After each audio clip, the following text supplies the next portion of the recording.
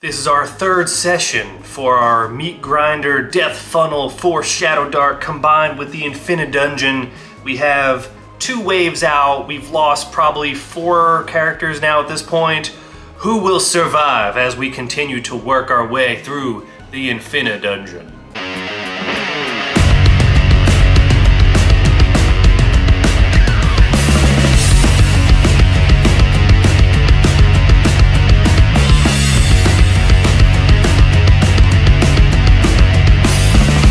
Welcome back to the channel. I am Sacred, and this is the Sacred Art of Gaming, where we enjoy tabletop gaming with an emphasis on solo play. And today that means Shadowdark through the Infinidungeon with a death funnel.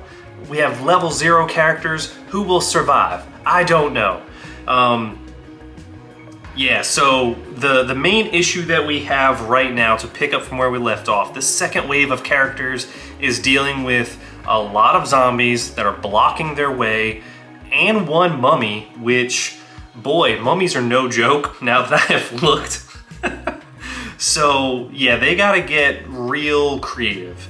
The good news is that the mummies don't see them, so they do kind of get like a sneak attack in this round here. So I think what they're going to do, they're gonna have to work together here. Let's take a look at the characters at our disposal. So we have 1, 2, 3, and 4. So 5 died. One is a kobold with oil. Might use that. 2, someone with a torch and a grappling hook, but they are more dexterous. Another grappling hook, not dexterous. And then not dexterous, no grappling hook. You know what sucks about this? So, all right, this is what we're gonna do. I mean, I guess I can hand it off now. There's nothing wrong with that. But it's also their only torch. That's, as you know, with Shadowdark, light is important with this lava area. I think there's a good amount of lava emanating over here, but when they get into this area, that may be a problem. So, are there any torches? Yeah, no, I don't see any torches or anything. Things have been pretty quick, but eventually all the numbers are gonna dwindle and we're gonna have to figure something out. So, I think what they need to do, they are going to distract this horde that's blocking the area. They're gonna distract the horde. Lerthal, the elf, is going to hand off a torch to a character without oil and is going to throw the grappling hook so that they can swing around the horde as they get stuck in the middle with the caltrops. And then they're going to throw that torch and light them on fire. So that'll hopefully help. It's not a guarantee. And honestly, I don't know like what damage fire does necessarily. Does it say? I mean, it's really just the best option that they have. We have combat. It's probably like hazards. Rolling the dice, yeah, I did find out, yes, a nat 20 does just double it. Okay, here we go. Hazards, damage or effect. This doesn't necessarily tell me. Maybe in like the GM section for like general hazard damage. If not, I have no problem just making a decision. I just want to try and do what the book has. If I can find it in a reasonable amount of time. Ethos, not the enemy, set the tone, let there be darkness. I mean, at a glance, I don't think that is going to give me what I want. Yeah, so we'll say 2d6. I feel like 2d6 is probably, is that too much?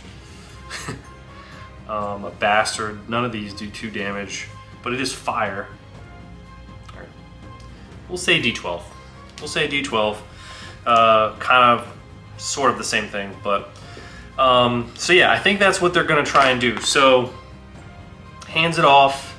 Let's see, can our dexterous elf even accomplish this? That this whole thing hinges upon that.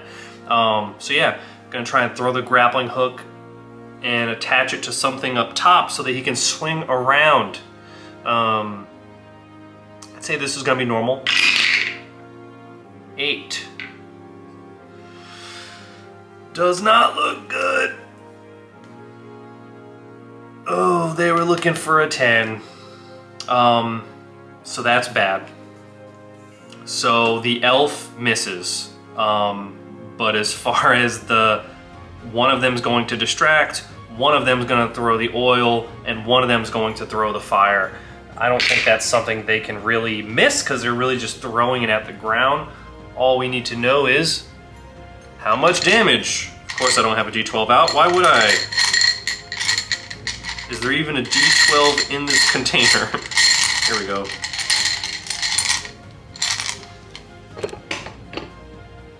Alright. D12 damage. I believe the zombies are fairly weak. The 11 HP. And they can come back. So yeah, not a ton of damage.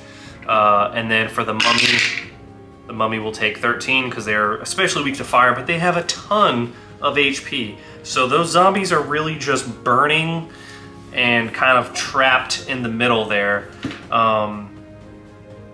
So we'll say that because of the caltrops, they kind of get halfway across the room. And I'd say they're moving one more time. Let's ask the Oracle. I'm going to give them disadvantage. Can any of the zombies reach the characters this round? Extreme no. Okay. So they might even be like tumbling on each other as they're trying to get through the caltrops and they're becoming like a big burning mess. Alright, so that is going to give Lerthel one more chance. Or they're gonna have to just, I don't know, be real sneaky. Can he get the grappling hook in there? Swing across. No. No, Lerthel cannot. Oh, that is bad. That is real bad. So yeah, I mean, we've got iron spikes. Do these iron spikes help at all? I feel like they are caltrop adjacent. Iron spikes, strong spikes. Each has a hole for threading rope. Can be hammered in with weapons or other iron spikes. Okay, it's for climbing. We have a crowbar. Well, that's Lorthel's. More. Oh, bristle. We have a bristle and a pole situation. I feel like these are all dependent on dex, though. So Bristle's gonna try the same thing with the grappling hook out of desperation now that Bristle has nothing else to do. 10. No. Okay. Now, Rogsnarl has a club and also a pole. I think he's going to give the pole to our friend here who has nothing. And that character is going to try and vault over. Also dex. Also normal. No, this group is effed. Oh man. So Rogsnarl is going to take that club and do what he thinks he does best and try and hit one of these damn flaming zombies. Yeah, and just see what we can do. 12. Does that hit a zombie? I think it does. I wasn't expecting us to get fist cuffs here. This book is great though, I will say. AC is 8. Sweet. And then the club say 1d4? Yeah, 1d4 damage. 3. Probably shouldn't have closed that. So the zombies, they don't have much, but still more than that. Oh, that is terrible. Does he have fire on his club now? Yes. Alright, so he now has a flaming club. These zombies are now closing in. Oh, man. This is not good. Who do they go for first? 1. They go for Snick. Oh, man, not Snick. I was really rooting for Snick just for the name. Snicked. Yeah, they get a +2 zombie slam. Oh, that's not good. Oh, but Snick survives. We have a lot of zombies though. 14 zombies versus the 4 of them. They have decent AC, surprisingly. What is a more efficient way to do this? We'll give them advantage because there's so many of them. An attempt on Snick. Yeah, Snick is toast. So Snick goes down from a group of the zombies. Next, Lurthel, also going down from a group of the zombies. They don't have enough to even consider rolling. Number 3 might make it. Number 3 is Bristle, the kobold. And then number 4. No, number 4 does not make it. So other than that, I'm just gonna roll on the 1's mummy.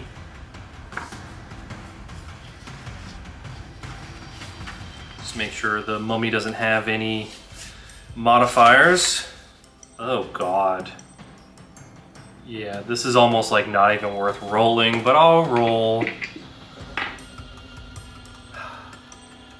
I'm rooting for you, Bristle, I really am. Nat 20. Goodbye. Goodbye. Yeah, that mummy, that's rough. That's real rough. So as Bristle the kobold is seeing his buddies here get ripped apart by flaming zombies, the kobold Bristle, Nobleborn at that, kind of tries to get into the corner and sneak its way around in this area whenever the mummy makes direct eye contact. The mummy's wrappings are kind of burning off as it just makes direct eye contact, and Bristle's like really has nowhere to go and is trying to moves a little bit to the left, moves a little bit to the right, until the mummy just reaches out with its hand onto Bristle's head and then just does a rotting touch, which decomposes the kobold before our very eyes. And that second group entirely is gone. Let's learn about our next group. Our next group is Board the Dwarf. That's a 6 on a d6. I feel like this darker 6 would be good for Board the Dwarf. And then how many do we want in this wave? Oh, we want to keep that there. In addition to the 4. So this will be 6, okay. So we got Board the Dwarf. We're now getting into the D8s. This is Laryl the Elf. So here, so there's no confusion. We have Zulfrin the Human. Is this my first human? It feels that way. That's a 2. Varkurf the Goblin. Talus Lance, also a human. Oh, some decent gear as well. Talus Lance. 2, 4, 5, so 1 more. Tinder, the kobold. And that is a 5. Alright, we know things are getting rough over there. We're just gonna kind of do like a speed run really quick to see, will Tinder make it? Looking for a 10, yes. Tinder is good. Talus Lance also looking for a 10. Oh my god. No! Talus. Ah, Talus Lance had. God damn it. Alright, also looking for a 10 on Varkurf. Nope. So Varkurf is struggling. Looking for an 11. Good. Zulfrin is good. Laryl, the elf, for an 11. Nope. Then we have Board, the dwarf, for a 13. Gone. So 2 gone to the bridge. These other 2 can... So we're looking for a 12 here to see if we can get up. Perfect, just what was needed. So that is Laryl. And then, looking for a 14 for Varkurf. Gone. Varkurf is gone. And then we're looking for another dex check. And good, okay. So 3 make it across the bridge to this shit show.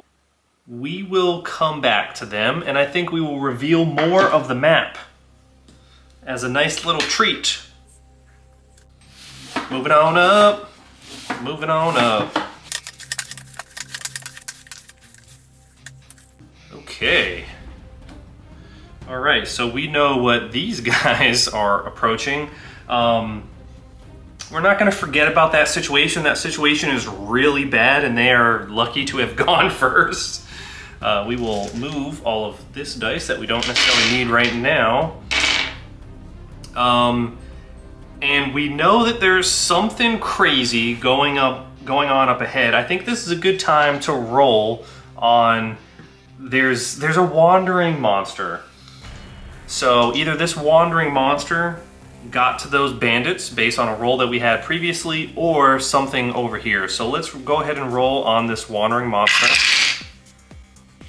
This table that I kind of put together. And it's a salamander. So there is a salamander. At least one, anyways. Could be salamanders. I don't know. I don't know if that is what got to the bandits.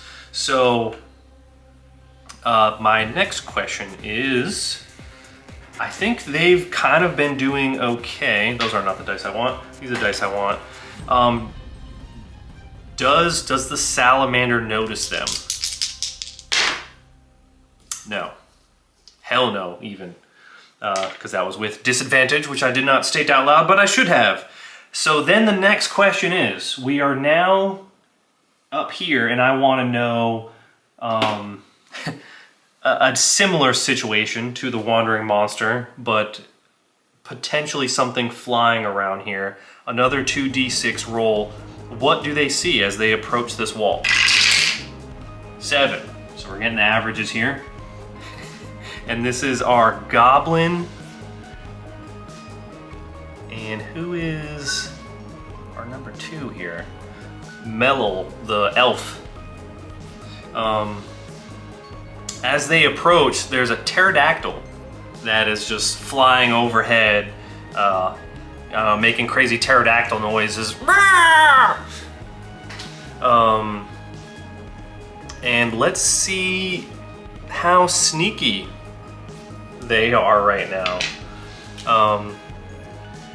So we'll go with Mellel first. We'll say this is probably normal. Mellel's good.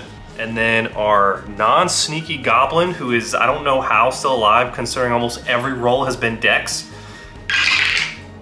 2. That's a -1 with the -3. I feel like this is the 2 of them working together to sneak. So yeah. All right, so the two of them working together, because the pterodactyl's not necessarily looking for them, although the goblin is not sneaky, it is small.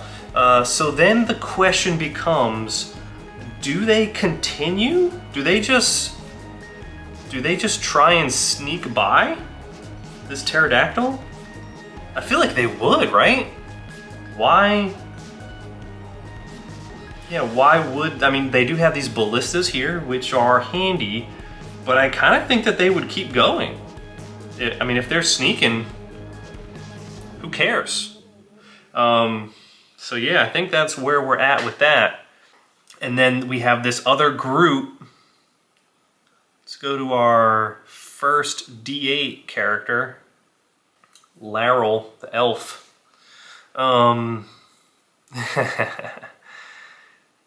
Man, do they want to try the grappling hook situation too? So they come into this area. It's very unfortunate that they're on fire because a lot of the gear for the characters that were there already is probably ruined. So I guess the good news is that the enemies are no longer blocking one side or the other. They are probably meandering. But it is a small cave for them to sneak through. And I don't really, I mean, it's undead, so like what? Yeah, I think they're gonna try and sneak first. And I think I'm gonna give them a similar deal that I did over here. Yeah, we still have a long way to go. I'm gonna give them the advantage. They're gonna work together to sneak. None of them are necessarily like bad at sneaking. Could go south for all of them though, because it's kind of one of those things where it's like one person fails to sneak, it kind of fails for everyone. And this isn't like a tense Splinter Cell moment for that. So we'll go ahead and do that. It is a small area. There is stuff on fire. There are caltrips. I think this is gonna be hard though. I think it's gonna be hard. We'll give them advantage. 17! Let's go!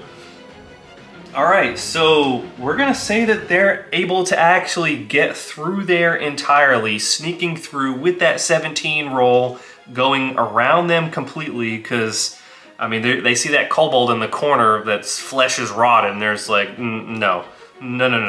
So they're actually going to enter this area over here, and they see that there's been more murder.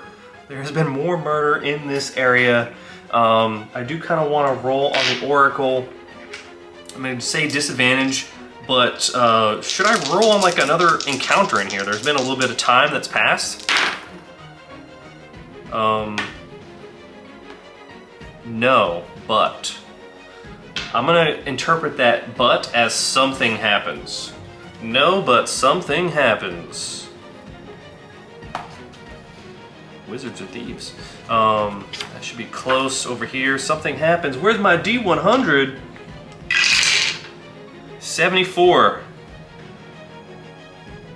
What?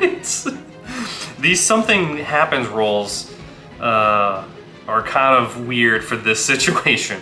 A passing stranger presses an ancient coin into your hand. This, I think we can make this work though. So of the group here,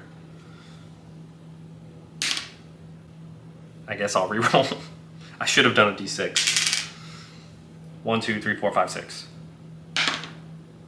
So the police die, which is Zulfrin, the human, the lawful human.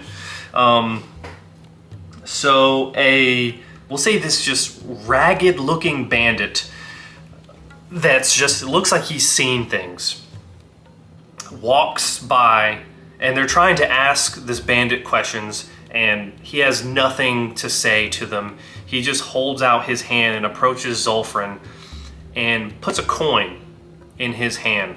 And Zulfrin, looks at it and just sees this ancient coin in his hand. And the bandit does not acknowledge them, just keeps walking through. Probably walking towards the the cave, the skull cave, and they're trying to warn him like, no, don't go over there. There's like zombies and stuff. The bandit doesn't care, and they, you know, we're gonna assume a bandage, but yeah, they're gonna let him go because they've done all they can, and they are going to continue moving. Is there any treasure in here that the first group missed? I'm gonna say disadvantage. We'll say, I guess it would be the no but. The but always confuses things for me a little bit. So a no but, that implies to me that they didn't miss any treasure, but they did miss like a trap or something like that. So let's take a look at our traps. I think we'll roll on that other trap table. Traps. So this is a D12. I pulled out like one D12. Where is it? Here you are. That is a 6. So a slicing blade that activates by pulling a lever and does 3d10 and yeah, you'd be real unconscious, I guess. Write that down. So the good news is there's a lever, which is the trigger. Okay, now the $1 million question. Would any of them pull that lever? I'm gonna give them an easy intelligence check for that. So that's a DC 9. I'll have to run that back, but whoever this other character is, we'll start with these two. Good. Oh, I have to check on that one. Oh boy. And then lastly, okay. So man, Zulfrin, for some reason, our human, goes to pull the lever. Whenever he pulls the lever, is anyone going to get sliced by the blade? Yes, but we'll say they have a chance to get out of the way. So we'll say 1, 2, 3, 4, 5, 6. So it is Zulfran who's going to get sliced by the blade. Not good design, but does have a chance. I'm gonna say this is normal. So that is a 12. He's gonna need an 11. Oh boy.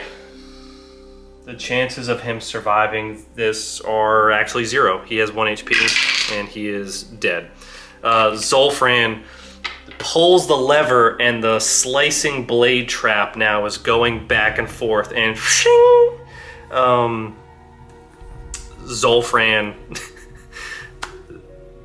Zulfran's toast. That sucks. So he is gone. We now have 2 characters. One of them is a mystery because I think I lost track. And they are going to be approaching this next area with these characters, with the pterodactyl. We'll give them the same advantage to see if they catch up. 13, 16, so they are good. So now we have a new party of 4. And this, I kind of have doubts on this one. And then we will release the next wave at the start of the next Shadowdark Meat Grinder episode. The Death Funnel through the Infinidungeon. And this is only like halfway. This is gonna be like a full, this is gonna be like a full campaign. But I think once I'm out of new characters that are, like once I have like one party to deal with, I think it's gonna go a lot faster. So, if you have enjoyed this video, consider slapping a like on this bad boy, and maybe subscribe if you want to see more content like this. I'll see you in the next one as we continue to explore the sacred art of gaming together.